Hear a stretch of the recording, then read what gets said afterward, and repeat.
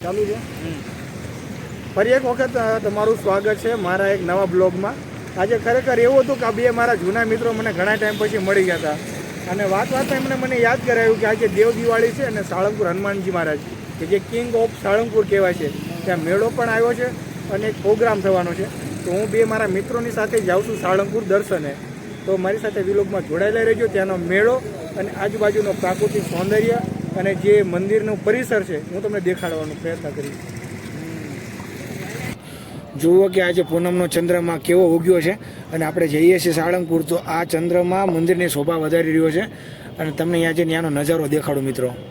તો અત્યારે આપણે મંદિરના પરિસરમાં પહોંચી ગયા છીએ અને આપણે મંદિર તરફ જવાનું છે। અને આજે દેવ દિવાળી હતી એટલે ભાવિક ભક્તોનું સખત અને સતત અહીંયા ટ્રાફિક રહી ગયું છે અને મંદિરને જો મસ્તની લાઇટ અને ડેકોરેશન કરીને આમ બનાવ્યું છે, સુશોભિત કરી દીધું છે। તો જો મિત્રો તમે આ જોઈ શકો છો કે મંદિરના પરિસરમાં એક હનુમાનજીની મૂર્તિ મૂકી છે।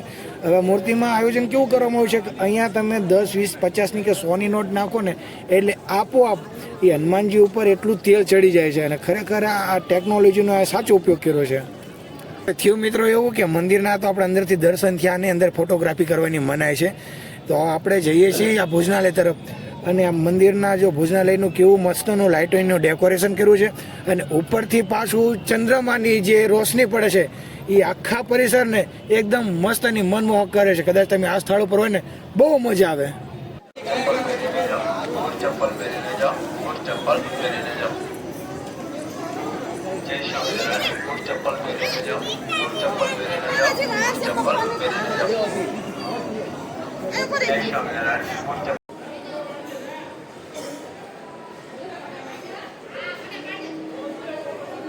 હાલે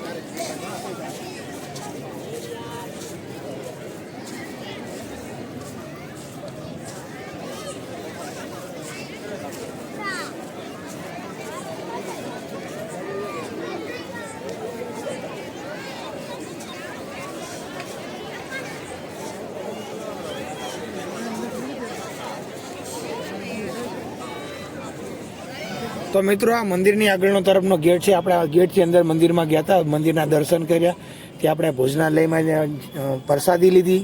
આજે દેવ દિવાળી હતી એનો માહોલ જેવો ઘણું બધું પબ્લિક હતું અને ટ્રાફિક એટલું રહ્યું ભાવિક ભક્તોનું।